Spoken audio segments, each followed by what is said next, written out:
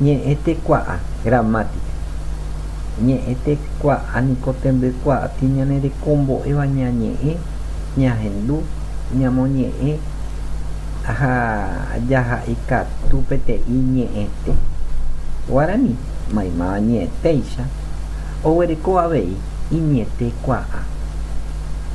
La gramática es la ciencia que nos enseña a hablar, a escuchar, a leer y a escribir un idioma. El guaraní, como todo idioma, tiene su gramática. Ñe'ẽte kua'a oñembojaoje'y irundyvorépe purangatu ha'ikatu ñe'ẽ ysaja kua'a ha ñe'ẽ joajukatu. Purangatu, prosodia. Purangatu ha'e ñe'ẽte kua'ávore ñane rekombo'éva ñambohy'apuva'erã umi itaipu ñe'ẽ pehẽ ha ñe'ẽ peteĩ ñe'ẽtegua.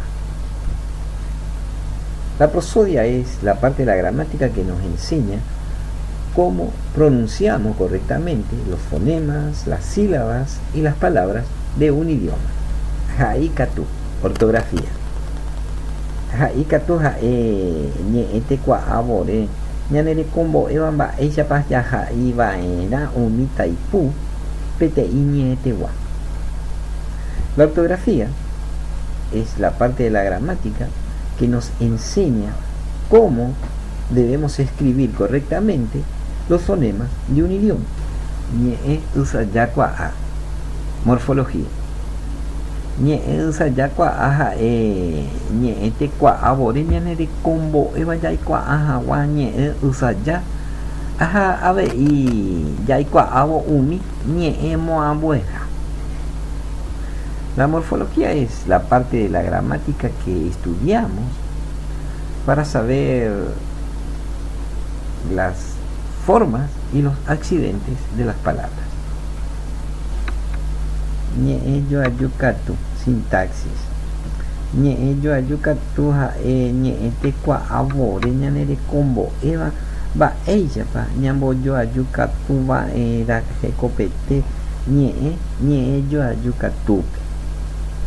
La sintaxis es la parte de la gramática que nos enseña cómo debemos unir las palabras en la oración. Yesareko-pýra ko'ãrupi purangatu ha ha'ikatu ojoaju peteĩme ha oñembohéra ñe'ẽpu kua'a. Esta observación hacemos porque ahora